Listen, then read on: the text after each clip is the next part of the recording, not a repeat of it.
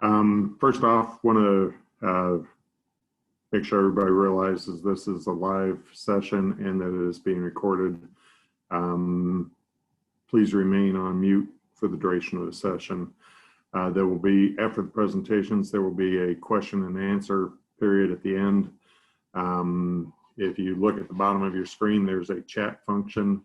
And if you click on that, it opens up an area to the right and you can type in questions that will go to any one individual or the entire group. Along with that question and answers, there will be, if anybody has ideas to share with the group, they can put it in there. So my name is Tom Crowe. I represent North Central on the Forest RPG. I've been a forestry consultant for 35 years, mostly working with small landowners, typically 100 plus per year. I've been a supervisor for around 20 years on a urban conservation district, Fort Wayne, Indiana, representing around 300,000 people. Over the years, I've learned how important it is to know your audience when delivering a message and how diverse that audience is. There are a wide range of interests among the audience or amongst potential clients, which includes the general public, kids, landowners, politicians. They've got a lot of concerns from the earlier speakers today. Joe talked about timber production, that it's typically not the primary objective. He talked about how healthy forests equal healthy markets. He started talking about drinking water, air quality, carbon sequestration, wildlife habitat, hunting, recreation. Keeping forests as forests. Part of the way we keep forests as forests is by making them economically viable. That prevents their conversion to other uses. One of the messages we need to get through to the public is we need to teach the public how forests work. Jason talked about hitting on all aspects of the woods, economic benefits, ecological, ecosystem benefits, societal and cultural benefits, quality of life issues, but it also needs to make sure there's a chronological timeline involved with things so that there's a consistency. Things don't change from what they are today versus 10 years from now. Tree Farm talked about how important it is for outreach and education, networking, planning. Wild Turkey Federation talked about how outreach takes many forms and has many goals. Primary goal is to increase the awareness, not only of the landowner, but of the public. It's to address forest health issues. And through those actions, they can affect the outcomes. But those outcomes do not necessarily need to be exclusive. A goal of delivering the message is to know your audience and identify with them, to connect with them, engage with them, empower them. Through that knowledge, it gives them the knowledge to make better decisions, whatever those decisions are. The message should be crafted to the audience. It should be kept simple. It should be common sense. It should be, look at the big picture. Next year, NACD's topic is going to be healthy forests, healthy communities. Sometimes we need to concentrate on the concept. Sometimes we need to get into the detail. It depends on who the audience is. At the end, we need to provide guidance to the landowner or to the audience about where they go for additional information, technical assistance, what programs are available to facilitate the next step. So today we've got two speakers, Brittany VanderWall and Crystal Kellebrew. Brittany is the first on the agenda. She is from Michigan Tech grad with a bachelor's in forestry and a minor in ecology. She works for the Presque, Sheboygan County Conservation Districts as a district forester, providing landowner assistance through the Michigan Forest Assistance Program. If you look on the internet, you'll probably find her a few times on a few videos that she's done over the years that are pretty interesting. So we'll start off with Brittany, and then when she's done, we'll switch over to Crystal.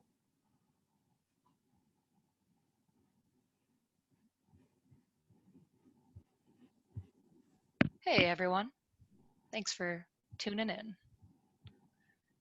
So as he said, my name is Brittany. I work for Northeast Lower Michigan for their conservation district. I've been working for my conservation district for about 6 years, and in that time I have serviced over 500 landowners. So despite being an extremely rural area, have a pretty wide experience talking to a lot of different people here. You know, we've got locals, we've got absentee. A lot of people own property up here and they don't live here.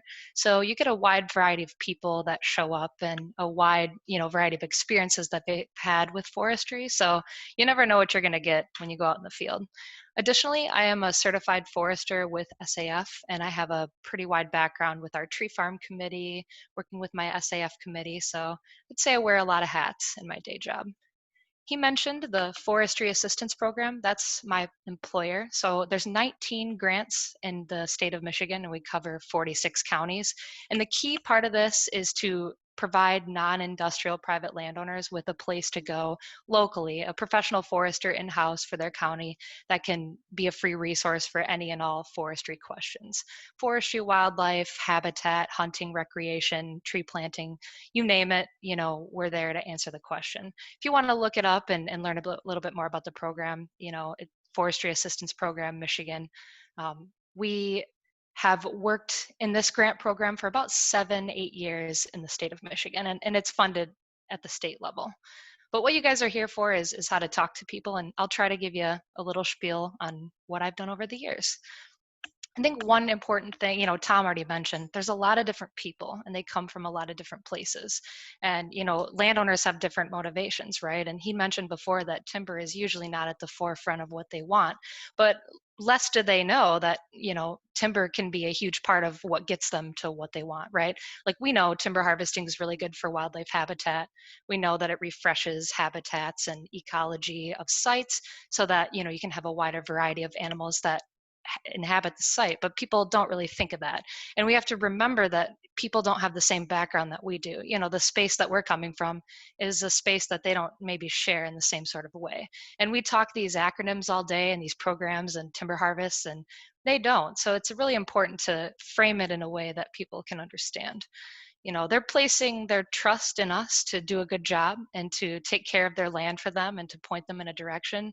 There's a huge amount of trust. And where I come from here in Northeast Michigan, it's so rural that people are very wary of government employees. Even as a conservation district employee, people are wary. So you got to come to their land and really listen to what they want and hear from them. What is it that they care about? What have they done with their land? The big thing for me is when I show up on the land, I'm there to create a relationship with these people, to meet them where they're at, to hear what they've done, hear about their family history. Maybe they've done a harvest, right? Sometimes people call me and they know more than me. They've done harvesting before, they're experienced with all aspects of it. Some people just inherited an 80-acre piece and they have no idea, right? They come from the city and maybe they're not experienced at all with nature and they've only heard really negative things about, say, timber harvesting. That's a big part of what I talk about with landowners, so I'm going to be referencing that a lot. People call me because they want to cut for, recreation or hunting habitat, but they're really scared of it. And they've only seen these huge clear cuts and they think it's a total land use change. They really have no idea where that's coming from. So they come to me to provide guidance. So the key thing, and I put it on the slide, I'll say it again, is building trust and showing these people that, we're not some scary government entity. We're people just like they are, but it's important as people for us to listen to what they're saying. Really, really listen. When you meet somebody on their 80 acres, let them lead the conversation and get them talking. I want to hear how they've taken care of this property for 40 years. I want to hear about what their grandparents did out there. I want to hear how this property came to be in their hands, because understanding where that property ownership came from helps you understand how to craft a message and get to the end point with these individuals as to how they're going to take care of it, right? So they want to cut. Say they call me, I want to cut, but I'm really scared. So if you understand how they've used the land, you can frame cutting in a context that makes sense on their land, right? Calling to examples of what they've done and how cutting could maybe impact that in a positive way. Like, for example, where I'm from up here in Northeast Michigan, we clear cut a lot of aspen. That's a huge part of what we do. So clear cutting is what people see, it's what they hear about, and it's a really negative thing for people. I think it's really important to not gloss over things that people are scared of. Don't, push it by the wayside, don't ignore it. Be super transparent with people and really call special attention to things that make them nervous. I spend a lot of time talking to landowners about things that make them uncomfortable because they need to maybe get to the other side of that, and they want to hear ways that they can, implement maybe a scary practice that makes sense within their own land, right? So don't gloss over those things. Spend time talking about things that are uncomfortable, like, confront it head on with people. That way they can get to the other side and make a change on their property. Clear cutting is a great example of framing it in the way that it provides wildlife habitat. Like a lot of early successional forests are good for birds, they're good for game species. Of course, a lot of people don't know that. That's not intuitive knowledge. So, I spend a lot of time with people on that, right? And maybe they've heard things from their neighbors, people they really trust. Other locals have done practices and have had really bad experiences. And you just have to remind people that, other landowners, do you ever hear about a landowner saying, hey, I got this clear cut and it's beautiful, I loved clear cutting? Nobody really says that. They only ever talk about when things go wrong. So reminding landowners of that, and walking them through how a situation could go right for them is really important. And you just want to keep them talking. You want to keep listening to throughout the process when you're with a person, and this all applies to policymakers too, right? You want to break it down for policymakers. They see a lot of people on a very regular basis. They're bombarded on a daily basis with different issues, things that they have to care about. So you have to walk them through it, frame it for these legislators in a way that they can understand, right? And even inviting them out to a field day, or if you have a demo site somewhere that you can take legislators out, local legislators, whatever, policymakers, bring them to a demonstration site. Maybe if you can, show them a harvest or show them a conservation practice out in the field if they're able to take the time. I find that that really builds a relationship that's ongoing, because with the landowner, you also want to build that relationship with policymakers and have an ongoing conversation. Meeting up with them one time and explaining something to them, it's probably not going to stick. I mean, I know for me, I need to hear things several times for it to really stick. So meeting them out on a site, going to their office hours or whatever, really getting and having regular chats with them about conservation, and, framing it in a context that they can hear, right? Um, you just want to maybe meet with them a little bit here or there on a regular basis, minimize government speak with policymakers too, because nobody wants to swim in acronym soup, as I say. We live with these acronyms every day. A lot of people don't. So if you continue to say like NRCS, USDA, blah, blah, blah, I mean, people they're gonna tune it out. And if they're not hearing you, they're not gonna, work with you or get to an end product. That goes with policymakers and with landowners. If you start to overwhelm them with the gobbledygook that you speak every single day, they're going to just tune it out and forget the reason that they called you out there and the reason that they got excited to do any sort of practice in the first place. So trust is really important. Listening to people is really important, because if you don't listen to them, they're not going to listen to you. So you really want to build that relationship. And I always give a little piece of myself also. And I know people are a little different. Some people converse with others differently, but I like to really share like a little bit of myself, because they'll, when you're out on that land, they're vulnerable, they're sharing their land with you. So share something about yourself. Don't be afraid to be a human being, right? Rather than just the government employee coming to advise on the practice. You want to really meet these people, in a context where you're just two people meeting on the land to have a conversation. It doesn't always have to be more complicated than that. When you can really break it down and get to that level with people, you'd be really surprised where they'll go next as far as taking care of their land.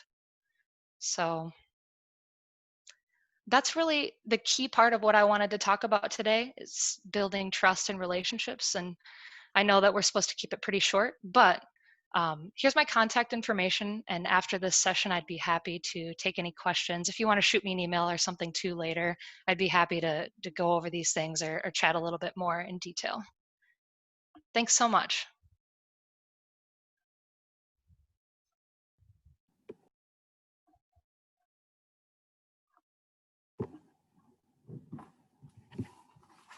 The second presenter is Crystal Kellebrew from Wyoming. She is the education coordinator for the Campbell County Conservation District. She represents conservation districts on Wyoming's Project Learning Tree steering committee. She's a facilitator for Project Learning Tree, Project Wet, Project Wild, and Flying Wild. So, Crystal. Okay. So just like you said, my name is Crystal Kellebrew, and I'm the education coordinator at the Campbell County Conservation District. My district believes that natural resource education is the passport to the future, for tomorrow belongs to those who prepare for it today. We host numerous education events throughout the year to educate the adults, but also the youth of Campbell County. My district felt it was important to send me to Project Learning Tree facilitator training. I have been a facilitator now for 3 years. Being a facilitator means you get to host local workshops to help get these amazing curriculum books in the hands of your educators, 4-H leaders, daycare providers, the list goes on. I have been utilizing these curriculum books for about 13 years now.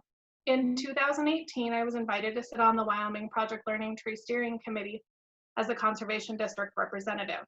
There are quite a few ways that we are able to utilize these activities every year for education opportunities for local youth.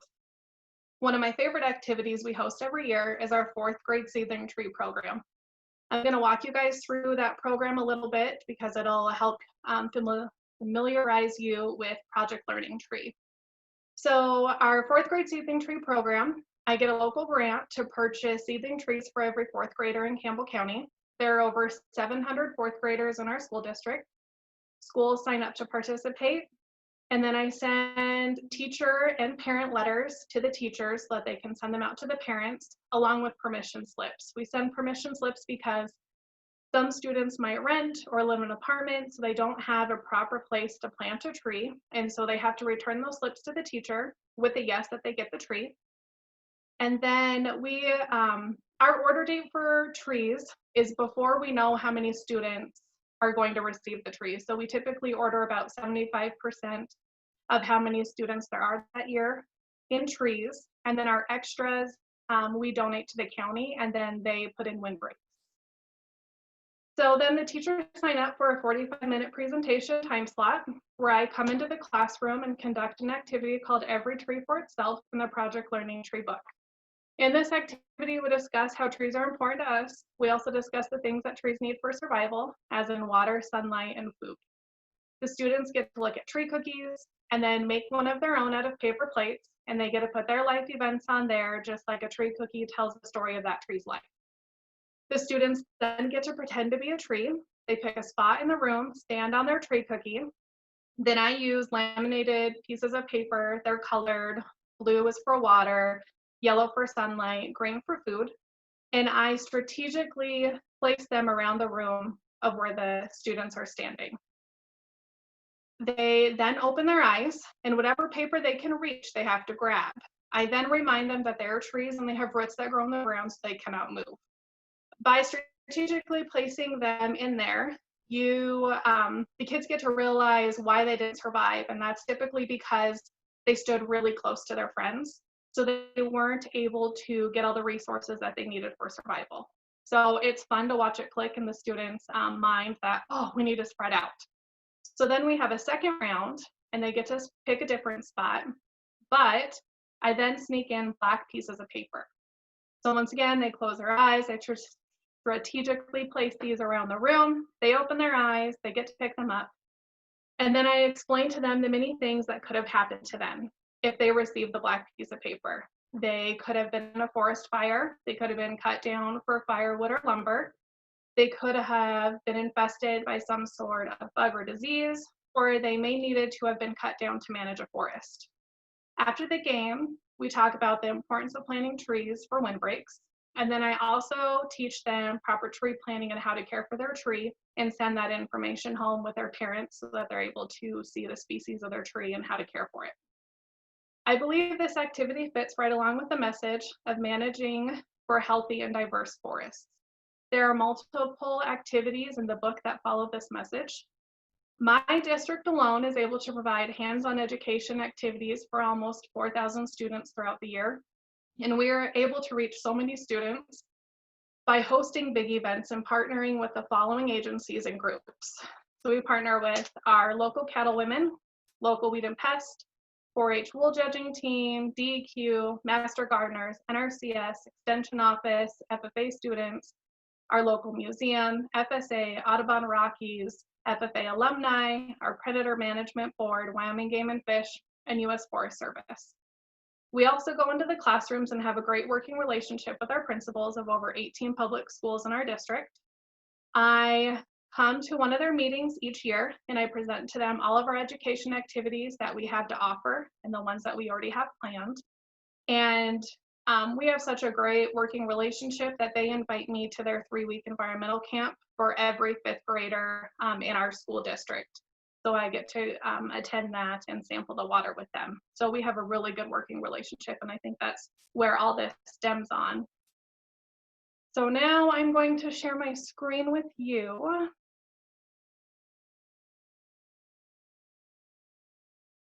And show you. So on our PLT website, you'll see here, this is what it looks like. I'm not sure how many of you are familiar with Project Learning Tree, but you can go under trainings and hit attend a training. And we have in-person and online. Then if you're wanting to find out more information on PLT or any of the other curriculum activities, you can go ahead and click on your state. And it's got some information, and then you will be able to see who your state coordinator is. And that is your best contact on how to find out on workshops and anything else that you may be interested in. Our state also has its own website all on its own. So that is there.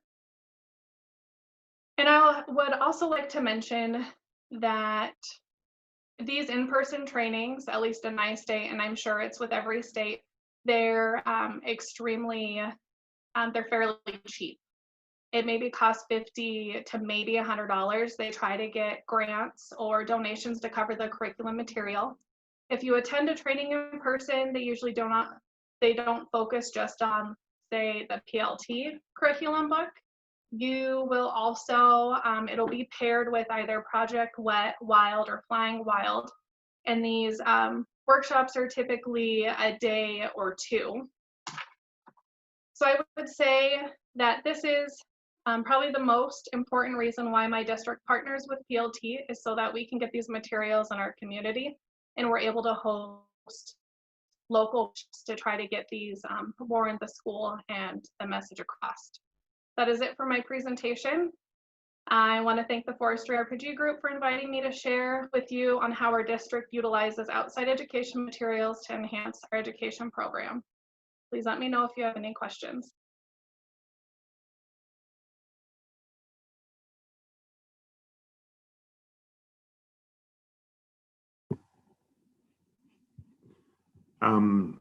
Say if there are questions, we've got a couple so far. Brittany, I don't know if you saw the question. Do you have any videos planning for your walks through the woods, and have you gotten feedback on any of the videos?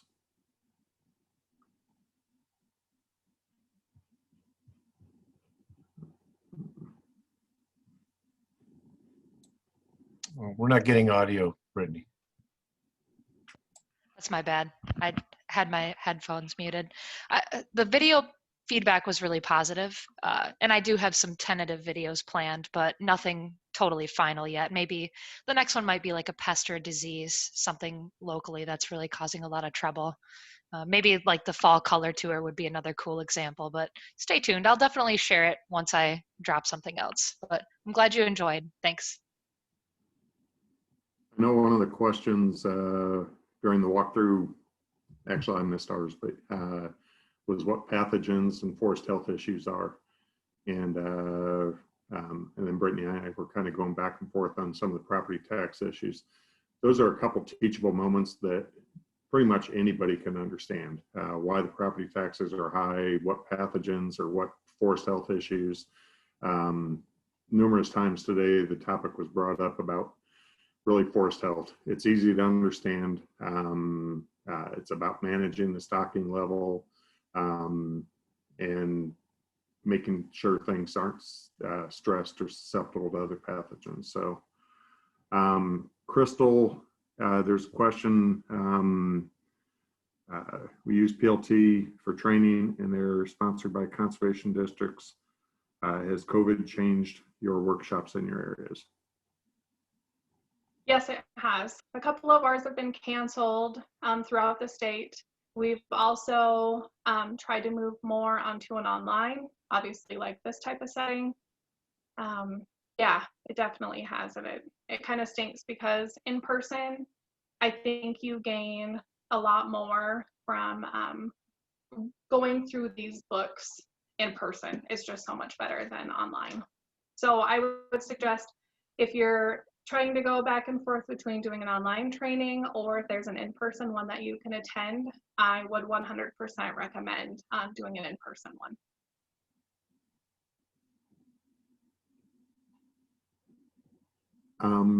During one of the earlier talks, there was a question from Aaron James regarding urban conservation districts and dealing with how do you relate? I think it was how do you relate to the public or general public? I don't know if Brittany or Crystal want to kind of go into that one. I guess I would say a lot of landowners that have property up where I'm at, where it's very rural, also live, like say in the Detroit area or the Grand Rapids area. So they reside primarily in an urban area. So I guess in my experience, they're one and the same, even though I'm meeting these people in a rural space, they tend to have that sort of urban background and general day to day.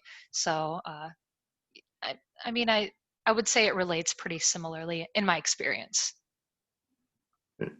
Crystal, say with Project Learning Tree, you're dealing with kids. They're not the decision makers. So how do you relate to the kids to make them understand, hopefully for the future? It's definitely different. You can see it not just with forestry related activities like ag and things like that. My district hosts an ag expo for third graders, and it's for our entire, the 18 schools that attend and a couple private schools. And so it's just making them aware of what is outside and what is out there and how to maintain it, what our resources are, and just try to help educate them because they are our future. Looks like there's another question for Crystal. How much do you rely on the support of and cooperation of the public and private school teachers? So support, being invited to go to that science camp that I told you about where all the fifth graders are there. It is made it possible for me to develop relationships with teachers while they're there. And my kids are also in school. So if you can just get an in with a teacher or a principal or something, then you do an activity with them and it kind of will just spread. I would say presenting to the principals, if you can get on their agenda somehow and let them know what you have to offer. And the great thing with these books is they are aligned to the current standards. And so it helps a lot more to get teacher or principal buy-in because they are always happening to meet certain things throughout the year. And it definitely helps that you can say, I can cover not only science, but I can do math at the same time with a lot of these activities. So that certainly helps.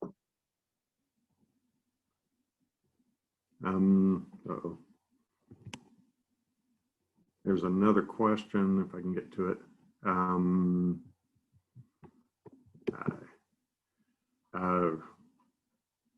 Can you tie in how NACD has helped or can help to make things easier at the conservation district level?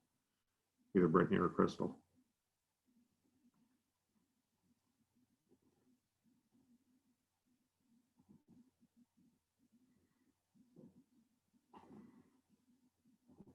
Any thoughts, Brittany?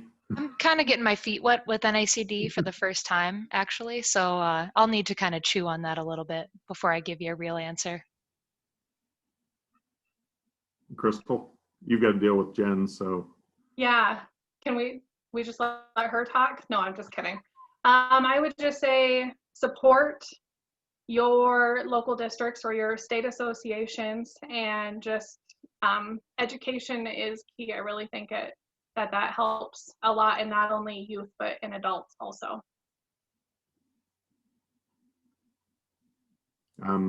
Got another question kind of tied to the coronavirus. And I think it varies depending on where you are in the country.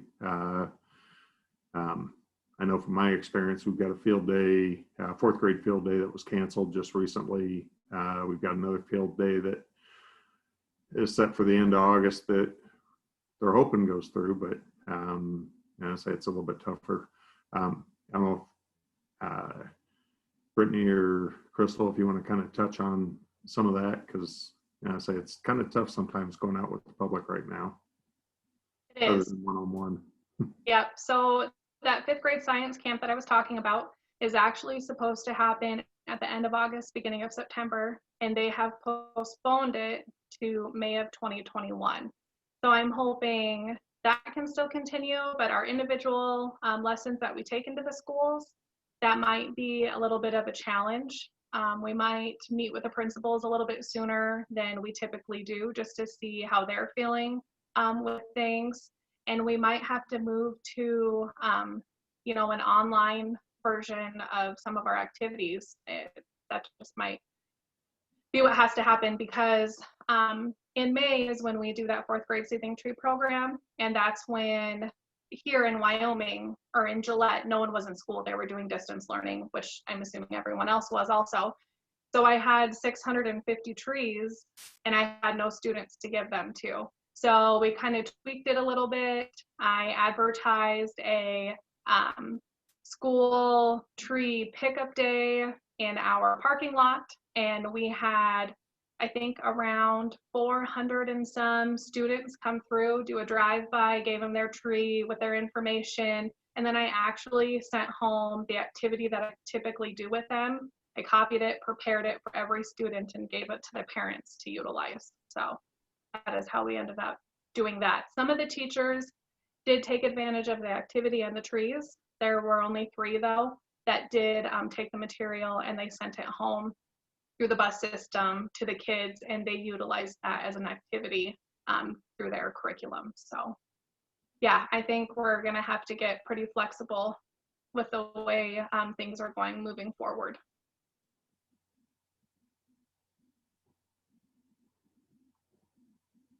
I don't know if there's any thing that some of the other conservation districts or people have done in various states to outreach and educate the public. I know, I see Tony Grossman is out there. I know they've done some different stuff in Florida, creating newsletters or stuff going out to landowners. I don't know if Tony wants to say anything, or if anybody else wants to bring up stuff that they've tried that has worked in their area. Well, thank you, Tom. Put you on the spot. We've got a pretty good cooperative agreement between the Florida Forest Service, the Florida Fish and Wildlife Conservation Commission, NRCS, and U.S. Fish and Wildlife Service. We work together to put out regular newsletters, calendars of events, webpage information. If you look up floridalandsteward.org, you can find everything a landowner of any sort, whether it's forestry or agriculture, would want to know about assistance available from various groups. So that's our process of getting the word out in a unified message and one-stop shop. A number of years ago, Tony was, a group that Tony works with was put in and received the 2 Chiefs Awards. So that's. Yeah, that was a number of years. That's 5 years ago or better.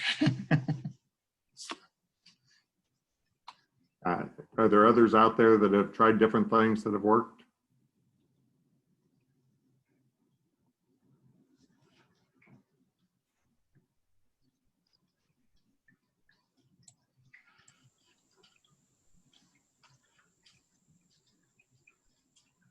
I don't know if there's any additional questions.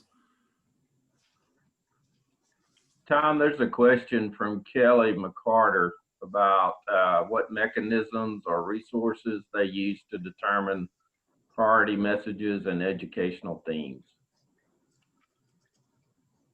That's for both presenters.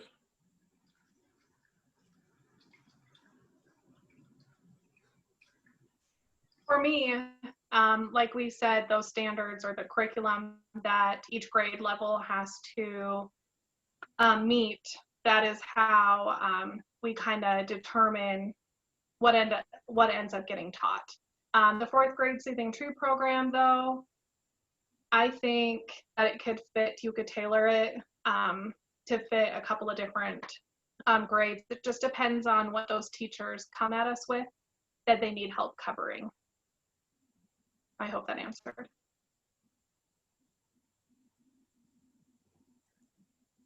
And for me, it's really on an individual basis because I meet a lot of forest landowners out on their property. What's effective message-wise really kind of evolves with the conversation.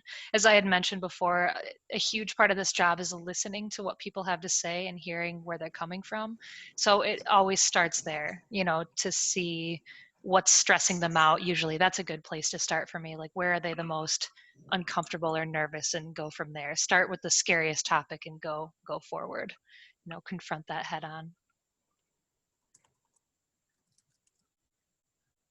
I know one of the things I see that's interesting a lot of times is Brett Butler's surveys of landowners across the country and how they're similar but they're different. Brett Butler works for the U.S. Forest Service, and some of their data I think is as recent as 2018. But it's, it kind of gives you where timber production falls on the list of what they're concerned about. It's one of the lower ones on the list, but over half of them typically do some kind of timber harvesting. So it kind of ties in how everything interacts and is intertwined. And as Brittany says, it kind of, when you're meeting with the landowner, the discussion can go any different direction. It's the rapport you build up with the landowner. So I'd like to mention one quick thing. I don't know if you guys are familiar with the Telly workshop. It's called Tools for Engaging Landowners Effectively. It was a training I took a couple of years back, and it's really valuable. And I think there's a lot of free resources on their website, TELE. But I think it's more targeted towards physical marketing, that you're, like the message that you're crafting physically rather than one you'd put in person. But I would encourage you guys to check that out. There's a lot of really good stuff on their website.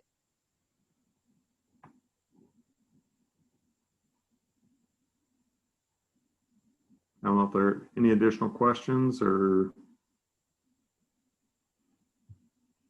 I guess we'll wrap up early. So I'd like to thank everybody for attending.